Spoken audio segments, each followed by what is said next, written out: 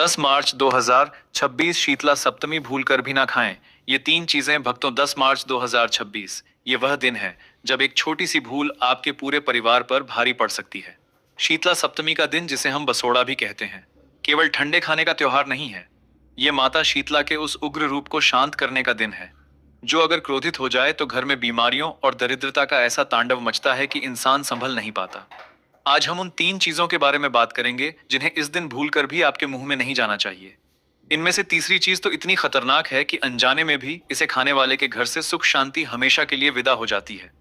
उस तीसरी चीज का रहस्य मैं आपको आगे बताऊंगा, लेकिन उससे पहले यह समझना जरूरी है कि आखिर इस दिन ऐसा क्या होता है कि चूल्हा जलाना भी पाप माना गया है।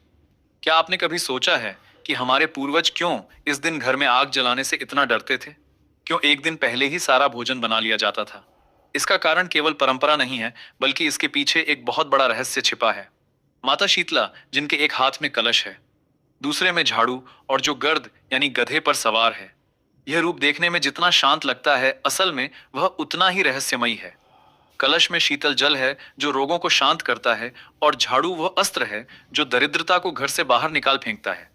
लेकिन जब कोई इंसान अनजाने में भी शीतला सप्तमी के दिन उन नियमों को तोड़ता है, तो माता का कलश सूख जाता है और उनका क्रोध भड़क उठता है। आइए अब बात करते हैं उस पहली चीज की जिसे आपको 10 मार्च 2026 के दिन बिल्कुल नहीं खाना है। यह है कोई भी ऐसा भोजन जिससे भाप निकल रही हो। जी हाँ, गर्मा गर्म खाना।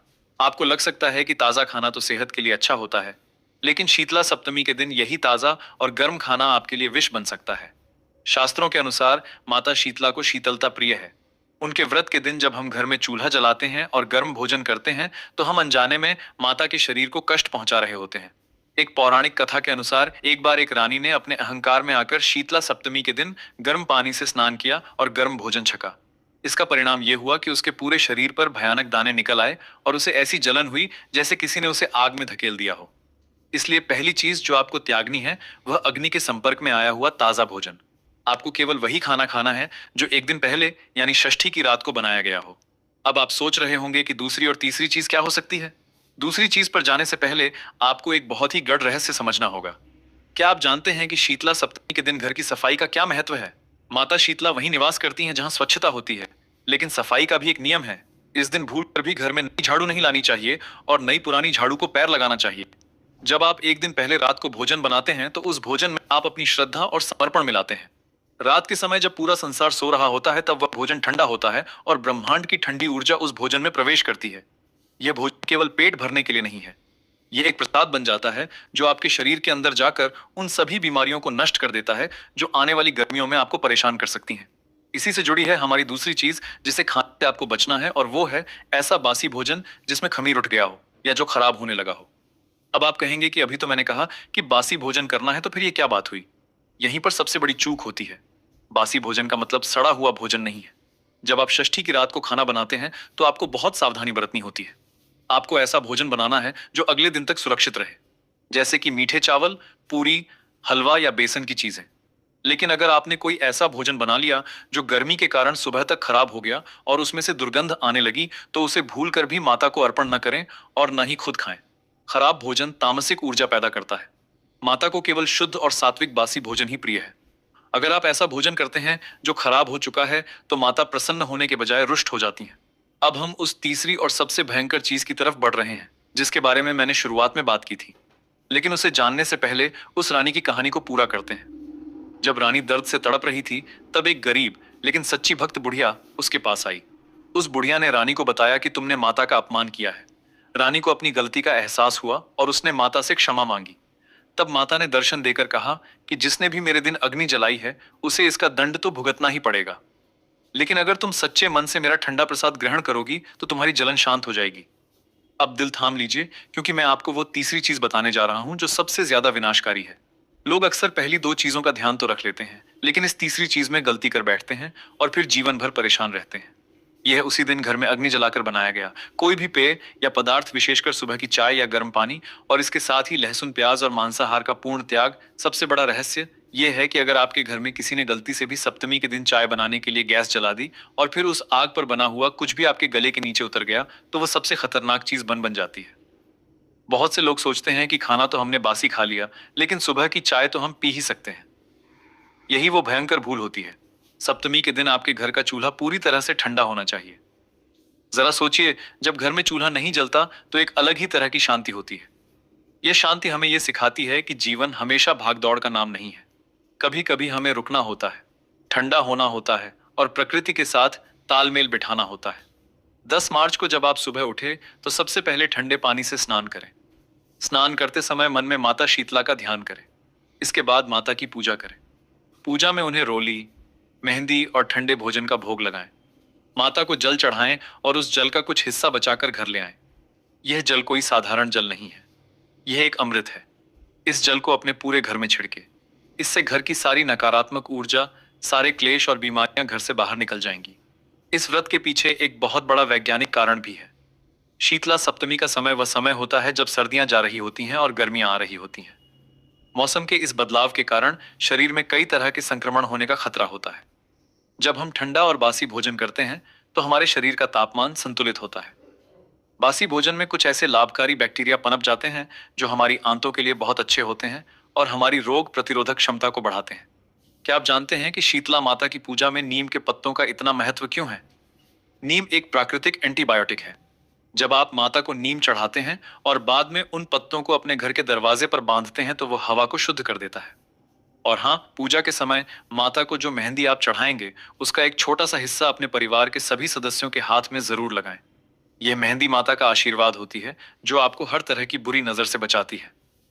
अब एक और बहुत ही रहस्यमय बात जो बहुत कम लोग जानते हैं। जब आप माता की पूजा करने जाते हैं तो लौटते समय पीछे मुड़कर ना देखें। तंत्र शास्त्र के अनुसार जब आप बीमारियां और दरिद्रता को माता के चरणों में छोड़कर आ रहे होते हैं तो मुड़कर देखने से वह नकारात्मक ऊर्जा वापस आपके साथ जुड़ सकती है। इसलिए पूजा के बाद सीधे अपने घर आए। इस व्रत को लेकर कई लोगों के मन में यह सवाल होता है कि क्या यह व्रत सिर्फ महिलाओं को करना चाहिए? बिल्कुल नहीं। शीतला सप्तमी का व्रत पूरे परिवार के लिए होता है। अगर घर की महिला व्रत रख रही है और घर का कोई पुरुष बाहर जाकर गर्म खाना खा लेता है तो व्रत का पूरा फल कभी नहीं मिलता। यह एक पारिवारिक अनुष्ठान है जिसमें सबकी ऊर्जा एक साथ जुड़कर काम करती है। षष्ठी की रात जब आप भोजन बना रहे हो तो उस समय आपके मन में कोई भी क्रोध या नकारात्मक विचार नहीं होना चाहिए। भोजन बनाते समय लगातार माता शीतला के मंत्रों का जाप करते रहे। जब आपका भोजन बन जाए तो अपने चूल्हे की बहुत अच्छे से सफाई करें। उसे पानी से धोएं, उस पर स्वास्तिक बनाएं और उसकी पूजा करें। चूल्हे को यह संदेश दें कि हे अग्निदेव, कल हम आपको विश्राम दे रहे हैं। इसके बाद उस चूल्हे पर एक सूती कपड़ा ढक दें ताकि अगले दिन कोई गलती से भी उसे न जलाए। कुछ घरों में एक और बहुत बड़ी गलती होती है जिस पर किसी का ध्यान नहीं जाता।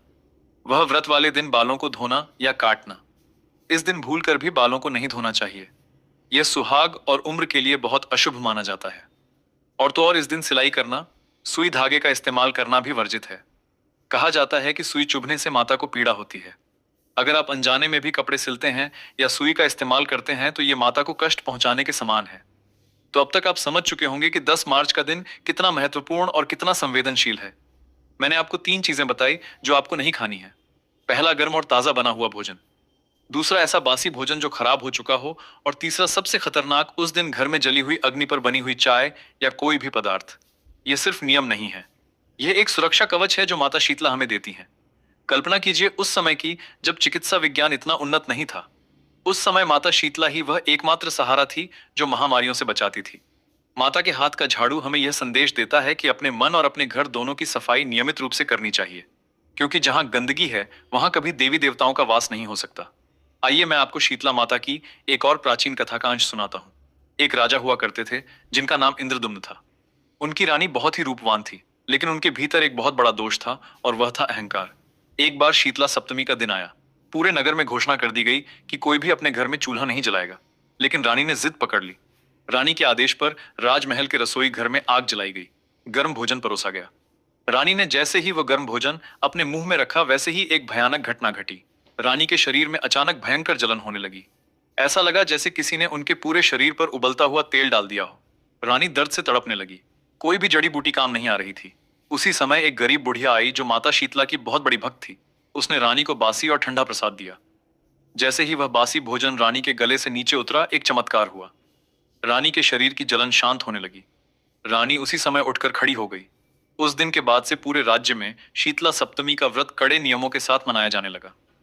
इस कथा से हमें यह समझ आता है कि हमारी श्रद्धा कितनी महत्वपूर्ण है। पूजा की थाली में आपको एक मिट्टी का दीपक लेना है।